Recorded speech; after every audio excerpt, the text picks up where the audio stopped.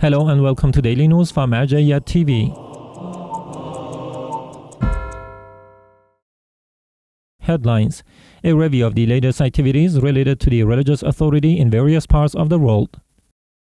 A scholarly session was held between seminary scholars and senior clerics with Grand Ayatollah Shirazi. The offices of Grand Ayatollah Shirazi in different parts of the world continue their activities. Celebrations marking the birth anniversary of Lady Fatima Zahra, peace be upon her, were held at centers affiliated with the religious authority. The second annual conference of the Union of Shia Satellite Networks and Radio Stations was held in Najaf, al-Ashraf. The office of the senior religious authority, Grand Ayatollah Sayyid al-Hussein Shirazi in the holy city of Qom, hosted a scholarly and research session attended by a group of scholars, seminary professors, students, and individuals interested in religious knowledge. This session was held with the aim of enhancing the academic level of seminarians and creating a platform for dialogue and the exchange of views on jurisprudential and doctrinal issues. During this session, several topics were discussed and examined, including the conditions for the validity of Islamic slaughter of lawful animals, the ruling on prayer performed without access to either form of ritual purification, the categories and rulings of Jala, the prescribed time for performing the prayer of Washa for the deceased, the ruling on leasing gold, and the cases in which reconciliation applies. Grand Ayatollah Shirazi provided detailed explanations of the issues raised and presented clear and well-reasoned answers to the questions posed by the attendees. The strong presence of seminary students and their active participation turned this session into a suitable forum for deepening scholarly and doctrinal discussions. According to an announcement by the Marjayat Media Network, the full proceedings of this session and the statements of Grand Ayatollah Shirazi are available to the public on its official YouTube channel.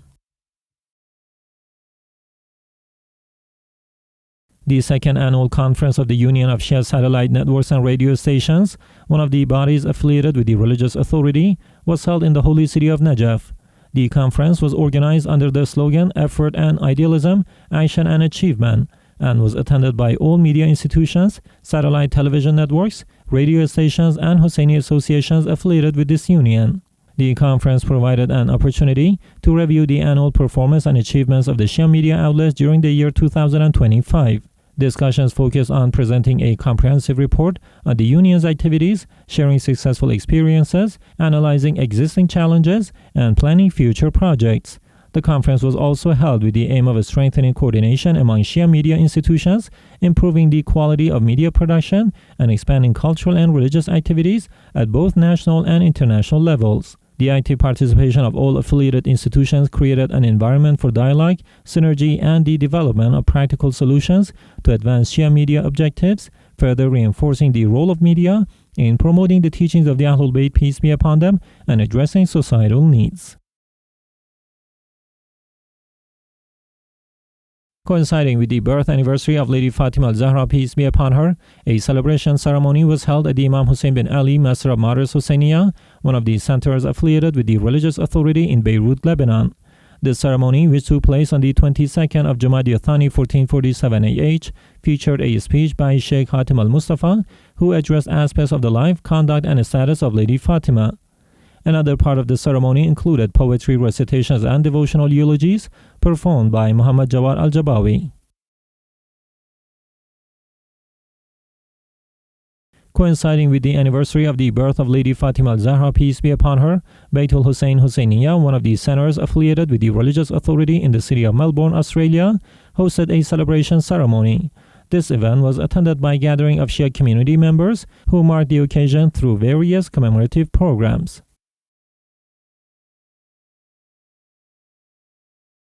A celebration ceremony marking the birth anniversary of Lady Fatima Zahra was organized by the women's section of the Zaynabiyya Seminary, one of the centers affiliated with the religious authority in Damascus, Syria.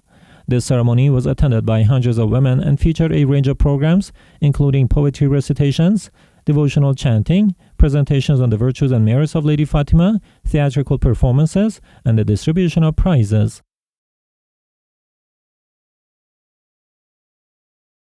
Coinciding with the birth anniversary of the pure, truthful One Lady Hazrat Fatima al-Zahra, a ceremony was held at the office of the senior religious authority Grand Ayatollah Sayyid al-Hussein Shirazi in the city of Bamyan in Afghanistan.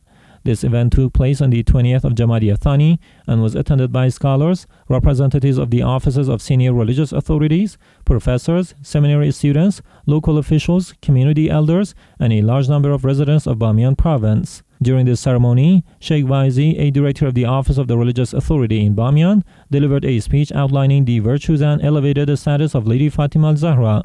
The ceremony also included honoring dozens of Fatimi preachers who had been active in religious outreach during the Fatimiyya period through the presentation of gifts.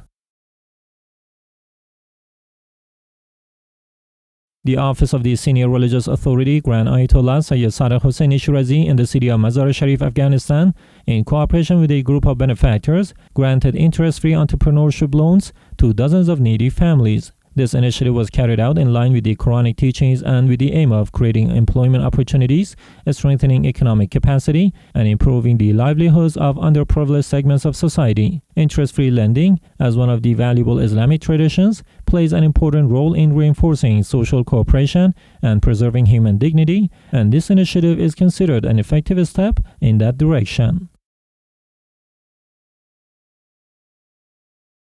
The office of the Senior Religious Authority, Grand Ayatollah Shirazi in the city of Najaf al-Ashraf, hosted Shia delegations from the provinces of Baghdad and Diyala. The delegations included members of the Hashemiyun gathering from Baghdad, accompanied by Sheikh Wissam al-Kanani, as well as Sheikh Arkan al-Tamimi from the city of Baladruz in Diyala province, along with a group of Iraqi officers. During the meeting, the director of the Office of the Religious Authority explained the exalted status of Lady Fatima al-Zahra, peace be upon her.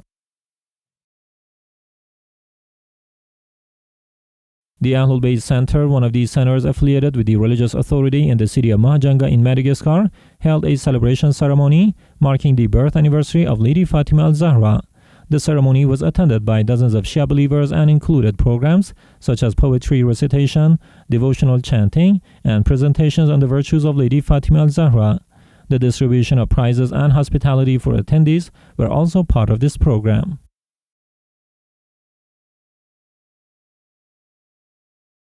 Coinciding with the birth anniversary of Lady Fatima al-Zahra, peace be upon her, a religious coming-of-age ceremony for 2,000 adolescent girls was held by the Ahlul Bayt Cultural and Charitable Foundation, one of the centers affiliated with the religious authority in the city of Basra. The ceremony took place in the Al-Amdayna district and was organized in cooperation with the local Directorate of Education, the Union of Quran Reciters, and the Rasul al-Adam Center, and was held at the Al-Amdayna District Stadium.